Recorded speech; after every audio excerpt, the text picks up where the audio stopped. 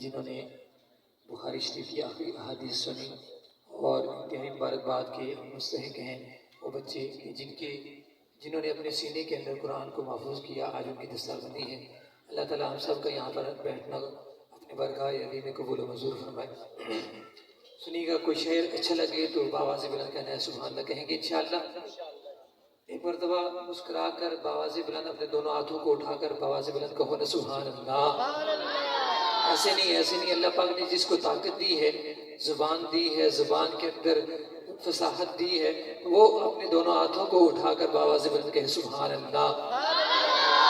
سنیے کا شاعر کہتا ہے، میرے مولا اگر مجھ پر تیرا احسان ہو جائے، تیرا بندہ تیرے در پر تیرا مہمان ہو جائے، میرے مولا اگر مجھ پر تیرا احسان ہو جائے، تیرا بندہ تیرے در پر تیرا مہمان ہو جائے۔ کبھی دیکھو حرم تیرا، کبھی میں روزہ کبھی دیکھو حرم تیرا، کبھی میں روزہ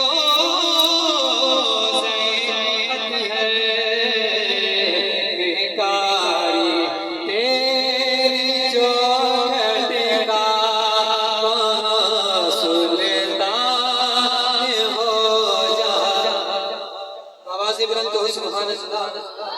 بیکاری تیری جو گھٹکا وہاں سلطان ہو جائے، میرے مولا اگر مجھ پر تیرا احسان ہو جائے، تیرا بندہ تیرے در پر تیرا مہمان ہو جائے۔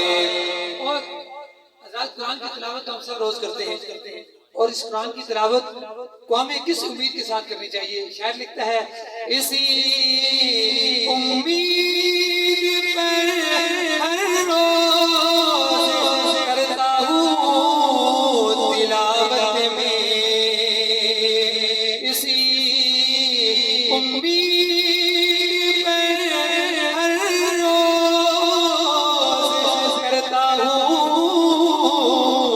تلاوت میں، شفیع میرا سر محشر تیرا قرآن ہو جائے۔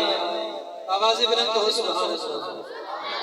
شفیع میرا سر محشر تیرا قرآن ہو جائے، تیرا بندہ تیرے در پر تیرا مہمان ہو جائے۔ اور اللہ کرے آج ہم رات سب سوئیں اور ہمارے ساتھ ایک ایسا معاملہ پیش آئے، وہ کیا معاملہ ہے؟ سنیے گا، شاعر کہتا ہے، ہمیں دیدار